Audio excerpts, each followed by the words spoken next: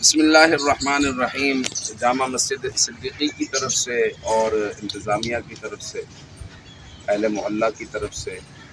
شجر کاری مہم کا آغاز کیا گیا ہے، لیکن سارے ہی محلے میں بیٹھنے والی گیدرنگوں سے، جوانوں سے میں درخواست کروں گا کہ آپ سب نے اس میں حصہ لینا ہوگا۔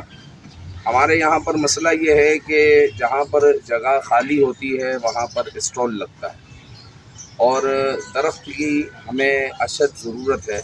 روزگار کی بھی ضرورت ہے، درخت کی بھی اشد ضرورت ہے۔ اور درخت تو وہ نعمت ہے کہ جو جنت میں بھی ہمارے ساتھ ہو، کہ ایک مرتبہ جو سبحان اللہ کہتا ہے،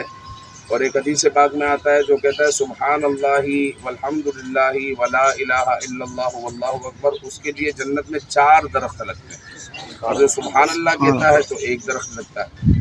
مطلب درخت یہ وہ نعمت ہے جو جنت میں بھی ہمارے ساتھ ہو، اور دنیاوی اس کے کئی فوائد ہیں۔ ایک فائدہ اس کا یہ بھی ہے کہ یہ ہمیں چھاؤں دیتا ہے، اور دوسرا فائدہ تو سبھی محسوس کر رہے ہیں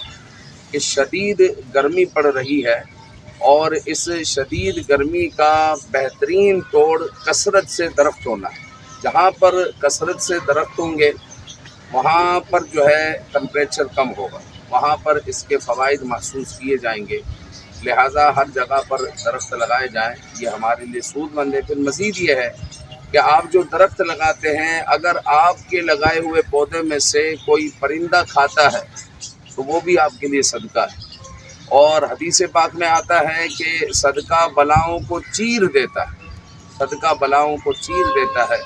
تو آپ کے لگائے ہوئے پودے میں سے پرندہ کیا خبر کچھ کھائے اور آپ کی کون سی بلا اللہ تعالیٰ دور کر دے، آپ کو نہیں معلوم۔ تو لہٰذا یہ ہمارے لیے فائدہ ہی فائدہ ہے، نقصان کا سودا نہیں، اور نہایت سستے میں یہ کام ہو جاتا ہے۔ بس ایک بات اس میں یہ ہے، ذمہ داری کی بات ہے کہ جب آپ نے درخت لگا لیا، یہ ہم نے کاوش کر لی، جب اس کی دیکھ بھال کرنی ہے۔ ایسے مقام پر ہے کہ جہاں پر کوئی جانور اس کو نقصان پہنچا سکتا ہے تو تھوڑا سا اور خرچہ کر لے اور ارد گرد جالی لگا لیں، اور جب ایسے مقام پر نہیں ہے تو بس کم از کم یہ کریں کہ اپنی ذمہ داری سمجھتے ہوئے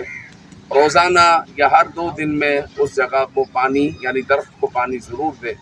تو ایک دن وہ درخت جو ہے تناور درخت ہوگا، اور وہ ہمیں بھی فائدہ پہنچائے گا، ہماری نسلوں کو بھی فائدہ پہنچائے گا۔ رب ذوالجلال ہمارے ملک کو سلامتی عطا فرمائے۔